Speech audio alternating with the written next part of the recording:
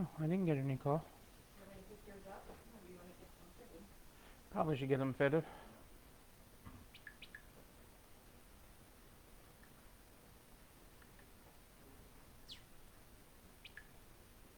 Hello, everybody. It is Monday.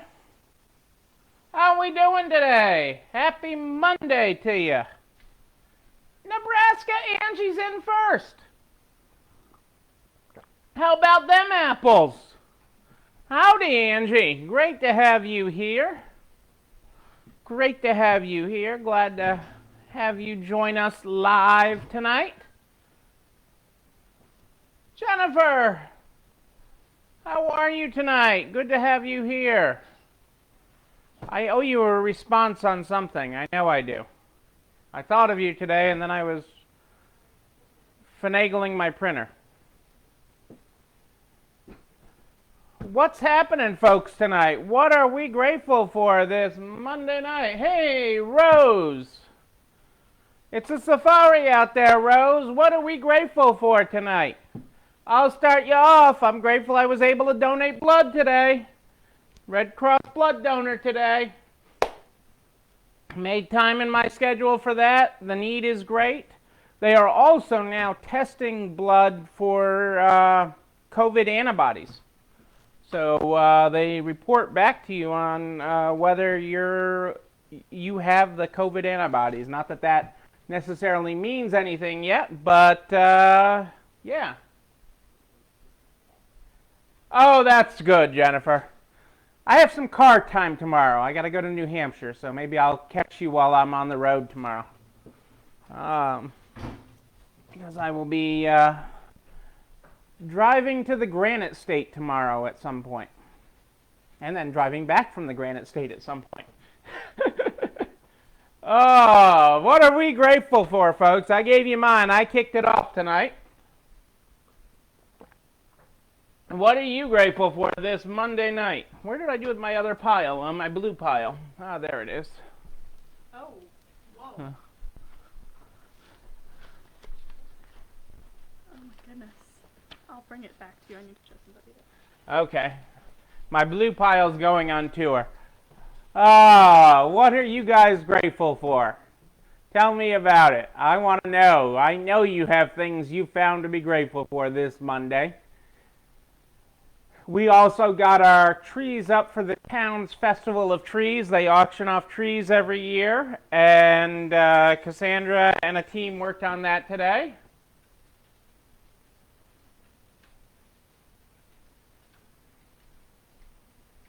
That's awesome, Rose. I love that. I love that you took time at the beach.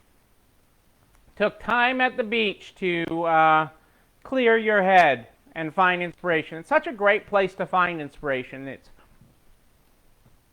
It's a tremendously peaceful place to get centered. Hey, Kitty, how are you? Good to have you with us tonight. It sheds blue. Yes, I know it sheds blue. That's why I wasn't holding it from the blue section. Well, it looked like it was wet, so I had to touch it. It looked like it was wet, so I had to touch it. And guess what? It was. No, it's not wet. It's powdery. It's powdery, yes. That's awesome, Rose. I'm proud of you for doing that. You should do it more often. It is a great opportunity. If I had the beach closer by, I would like to think that I would. I have this fantasy of having a place on the water at some point to, because I just find it peaceful. I get relaxed there and get centered. So what else are we grateful for this Monday night? Monday night. Tell me about it. What else is happening in your guys' world that you are grateful for?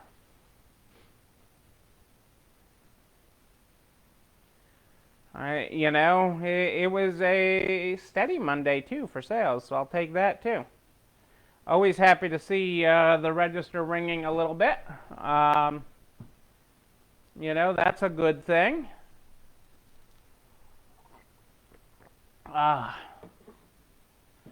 Well, let's get this party started here tonight. let's get this party started. We start this program every night with the Good Morning, Good Night book. The Good Morning, Good Night book is how we get it started every night. And tonight we are on page 170. Well, this one's going to be complicated for me. Hey. Oh, Stephanie, that's awesome. Made fudge with your son. Family time is awesome. Well, our good morning today in the Good Morning, Good Night book on page 170. Good morning. You are the bee's knees, the lamb's gams, the calf's calves, Bethany Frankel's ankles. Invent new idioms. Let's go. That is our starting point tonight, folks. That is our starting point. Let's see what I got going on here. Tonight, I got a few things.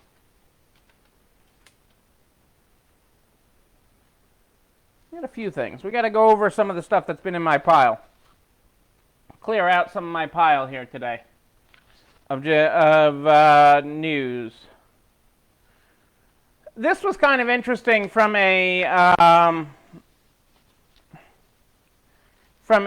marketing perspective, okay? Marketers, brands pay to advertise on Amazon, and their ads on Amazon have a 20% higher return than their other brand marketing, a study finds. And that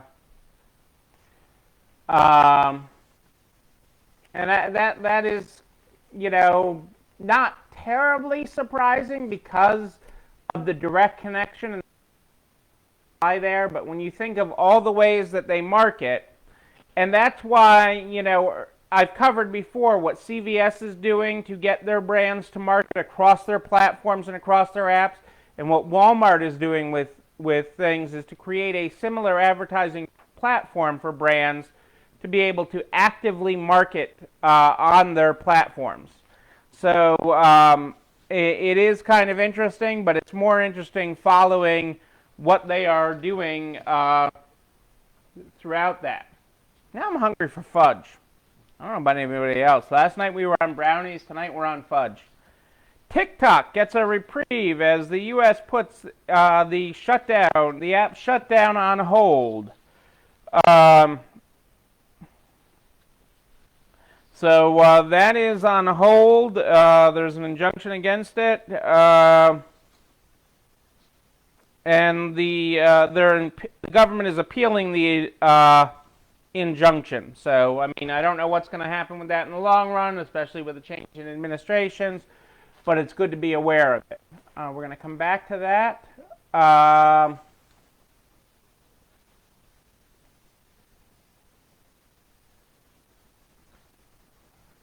Burberry, our friends at Burberry, is waging a war to cut discounts after reporting a better-than-expected 6% comparable sales decline in quarter two. Immediate sales could take a hit without markdown, but this will improve profitability. And Burberry is also culling its inventory back at third-party vendors to bring a sense of exclusivity back to the brand.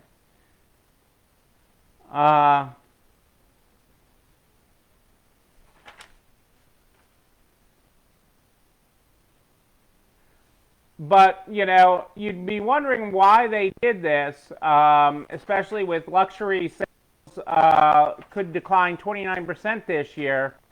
But Burberry's peers, and we've covered this before too, Louis Vuitton, Chanel quietly raised their prices throughout the springs.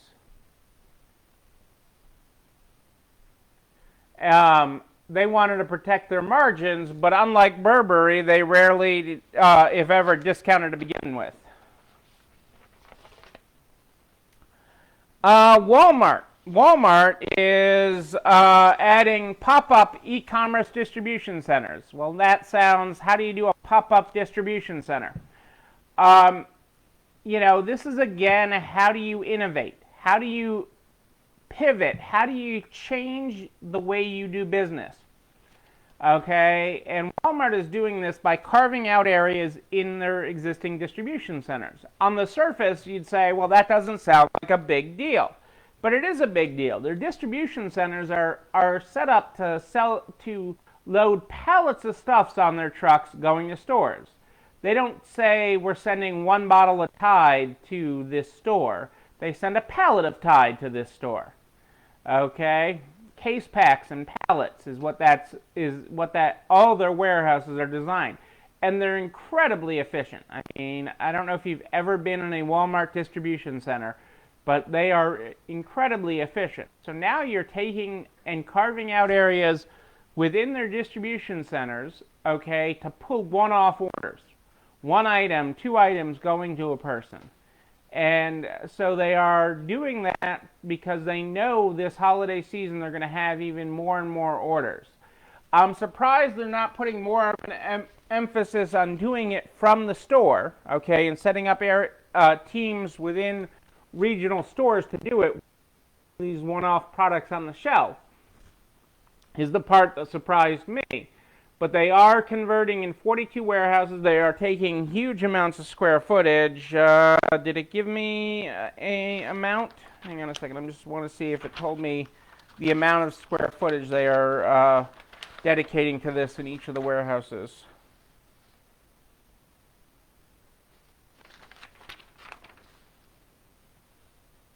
It does not. I saw a number. It's significant. I mean, you got to keep in mind, Walmart distribution centers are astronomically huge.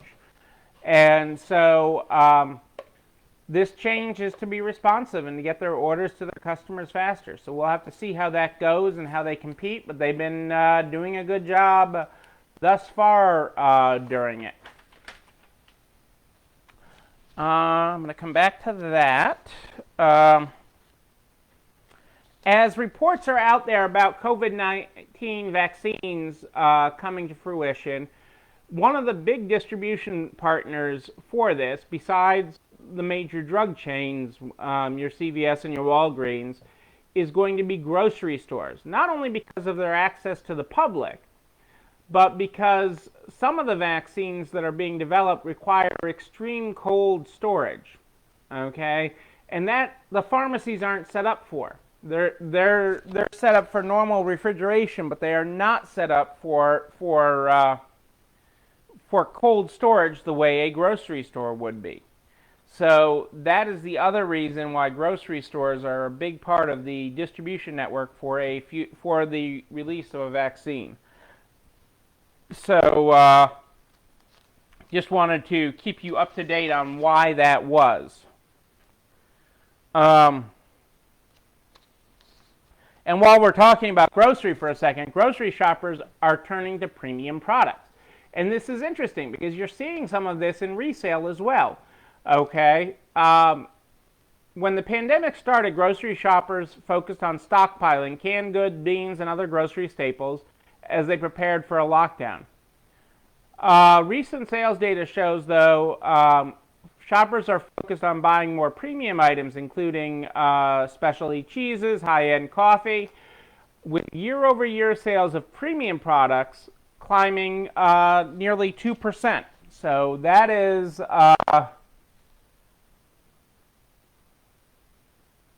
right. Yeah, they're installing the cold storage today for the vaccines. Exactly. They need that. It's not something they have. That type of cold storage. So, but it is something your grocery stores have. But yeah, so people are turning to more premium products, which is also good for resale. Okay, your dollar goes farther when you buy better stuff. One of Warren Buffett's sayings is that Americans can't afford to buy cheap stuff. Okay? And what he means by that is because cheap stuff doesn't last. Okay? You have to replace it more often. And when you buy a quality product, you have a longer life of that. Whether that's clothing, automobiles, a dishwasher, whatever that is, whatever that product is, if you buy a higher quality product and are not shopping for price alone, you do better. Okay, Kohl's, okay.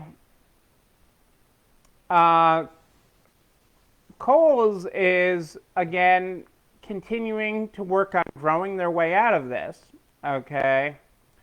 And they're reducing their workforce by 15%. They're not closing stores. They're reducing their workforce. They're gaining efficiencies and economies of scales throughout their operation.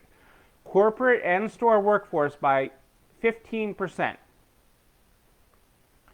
And they are doing this through the lens of what's the right thing for the long-term sustainability of their business. And, choosing the streamlining of positions and how they became more efficient and what positions they could eliminate, okay, so that they could grow their business out of this. And it's a lot like what we have to do in our stores. Most of us aren't to our pre-COVID staff levels.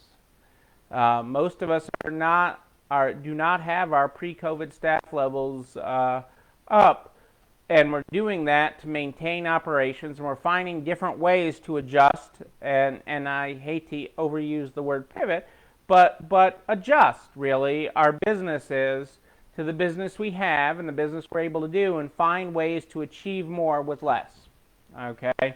And we are doing that just like Kohl's is, okay? So a 15% reduction at Kohl's is an interesting thing to keep in mind. Hey, Barb, great to have you here.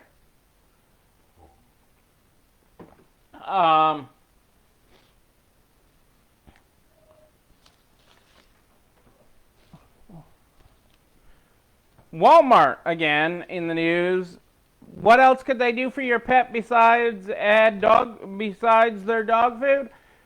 Pet insurance. Walmart is now offering pet insurance as animal adoptions have soared. And they're also connecting people to pet sitters and dog walkers through Rover. Walmart is trying to stand out from competitors like Chewy, PetSmart, and Petco by offering trusted, convenient, and affordable programs at one destination, is what they're saying with Walmart Pets. Customers can save up to 10% on insurance policies by going through the big box retailer and get gift cards for Walmart if they book pet sitting or dog walking through Rover. So again, one-stop shopping. One-stop shopping, people.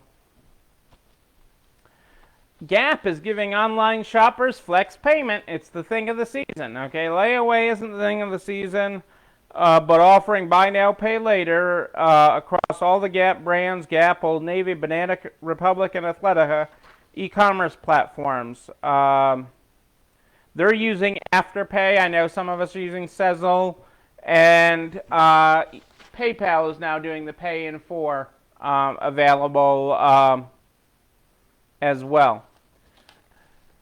BB Stores is buying home furnishing retailer Buddy's Home Furnishings, which is a rent-to-own furniture franchise. But it shows how they're diversifying. Again, diversification is part of how you survive this, okay? It's not only how do we get to our customers where they are, how do we serve them, but what other ways can we serve them? And that's why BB is making this acquisition, is to have another, not have all their eggs in one basket, not have it all be clothing. And yes, this is other stores and everything else, but it is about not having all your eggs in one basket. And some of you have already done that. If you're clothing, you're offering home decor smalls, things that you and your girlfriend can carry into the store. Others that do furniture are doing things like purses or jewelry as an add-on. Again, just simple things for diversification. If you offer some level of diversification, it helps, again, survive times like this. because this is about survival. We're at the beginning of week 36 or 37, week 36 or 37, and it's a good week to have a good week, but, you know, being diversified some helps. JcPenny is launching a new private apparel brand as it welcomes new ownership. Their new brand, Stylist, part of their New and Wow branding effort, is already available in 363 stores and through its app and online. Stylist features the comfortable style that consumers are seeking as they continue to work from home, but they don't want to call it athleisure. The label includes cardigans, easy pants, jumpsuits, and tees in sizes extra small to 3X with consistent pricing from $26 to $89 across all sizes. Not to be confused with athleisure, Stylist provides the style and comforts our customers are craving in their multifaceted daily lives, creating a solution that reaches beyond the activewear category.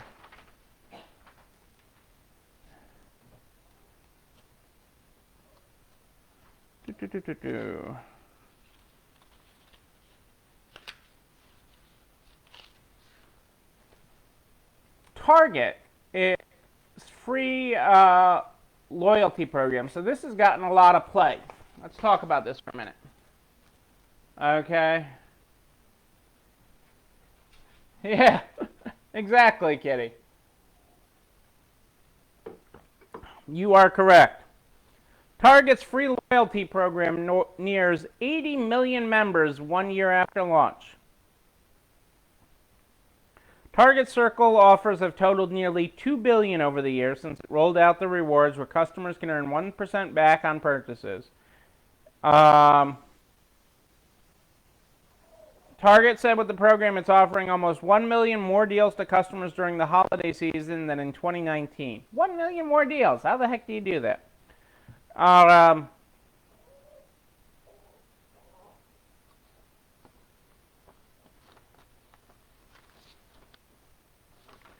But it's bringing customers back. It's creating a sense of loyalty. So there's a lot to be looking at as you look at what brings customers back. And what Target is doing through a loyalty program that is not directly tied to their credit card. They also have their credit card, the Target Red Card.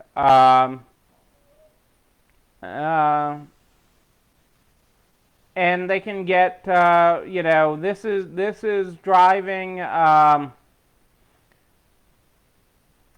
places like Amazon and Costco know well how to charge for a membership program. But these programs where you get people in and you keep them coming back. So again, what does your loyalty program do to reward people to come back? Okay?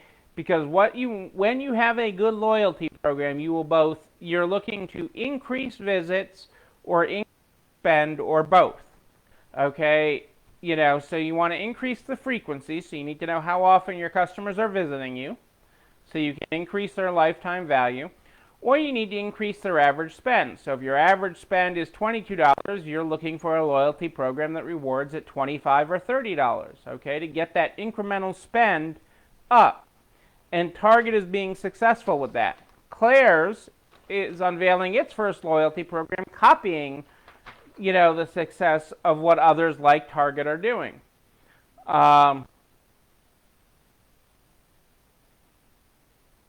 Their loyalty program at Claire's is 1 point per dollar spent, free shipping twice per year, a birthday surprise, and access to exclusive member events and special sales throughout the year. They'll also use it to personalize, tap into personalization capabilities to generate deals and incentives. Okay? But you're really trying to increase the return visits. So return visits or average spend, through the return visits, and increase the amount of that. And if your program can work both online and in store, it is even better because people want to do business with you wherever they are. So having a program that can work across channels is important to customers. So the Target program works online, in store, curbside, however you want to interact with it. And so as you develop programs for your own customer loyalty, keep that in mind as customers do want to interact in different ways. And that's really important as we talk about customer loyalty. I have a survey here from our friends that the National Retail Federation conducted about strategies for the 2020 holiday shopping season. One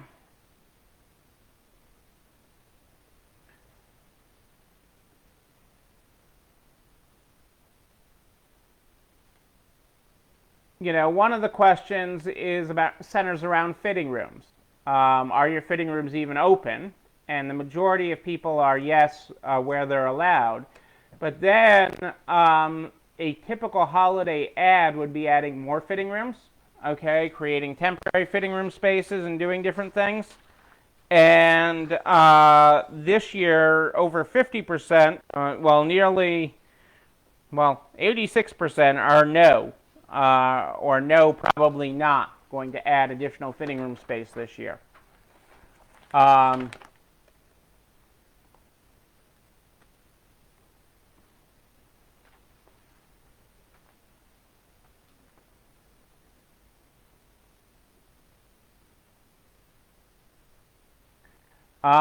Having store associates monitor capacity is going to be a big thing in stores this holiday season.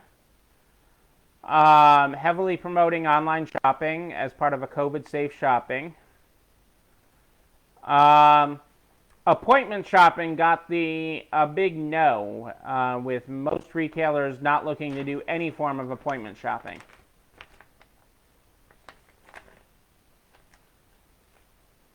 Most retailers are not implementing any new safety protocols for the holiday season other than what they've already implemented.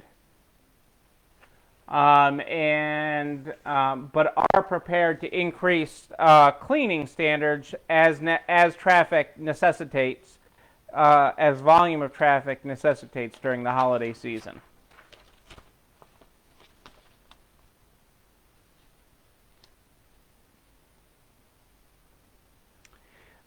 Do you plan to change your hours during the holiday shopping season? And this was asked by month. Okay, October, November, and December. October, no. November, overwhelmingly no. And December, about a 50-50 on whether stores plan on increasing their hours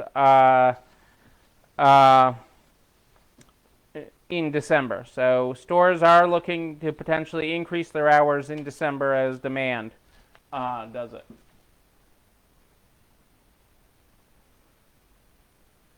Yeah, the fitting rooms being open is a big thing. Cleaning them is also a big thing, but the fitting rooms being open is a big thing.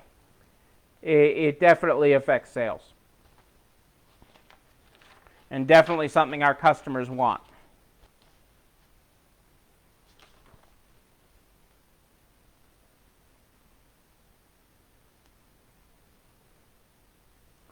Are you experiencing difficulty hiring staff this holiday season? I was surprised that 40% said no. No difficulty in hiring. And obviously the other 6 are having some margin of difficulty, but 40% said no, so I was surprised by that. The high-risk customer shopping hours. Only 18% are still offering high-risk shopping hours. And the majority say they will not institute, okay, over 90%. Over 92% do not plan on adding any special for the holiday season. So that is the highlight of the National Retail Federation's holiday survey, which had a few things in there that are interesting.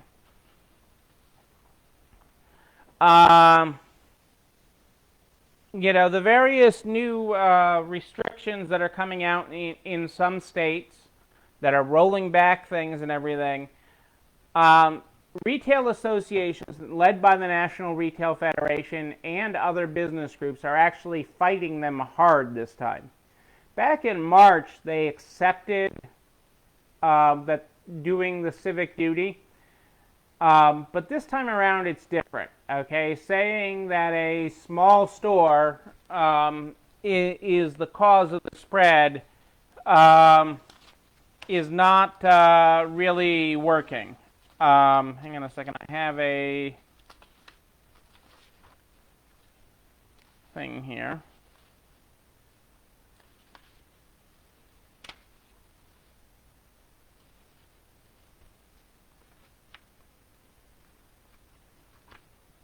What is going on here? I had printer issues today. I had a lot of blue. Lots of blue here today. But the National Retail Federation is helping state associations push back on this. They're putting a lot of the business associations are pushing back on increased regulation that the states are doing. I don't know how successful any of that will be, but they are not taking it sitting down. They are pushing hard on it. That small business is not the cause of the spread. And to penalize them is not fair. I liked this, I liked this test. That, sometimes you just pick up useless news info and you're like, did the government really try that? And what if your mail was delivered by missile? By missile. Okay, speed mail and missile mail were two things tried by the Eisenhower administration. Attempts by the Postal Service to deliver mail,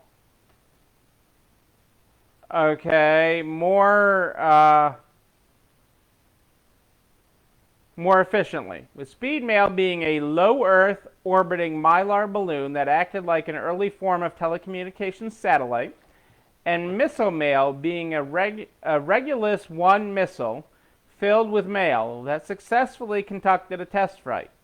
These ideas didn't move forward under JFK, although his administration implemented the zip code system. I didn't realize that the zip code system wasn't implemented until JFK. So that is kind of interesting.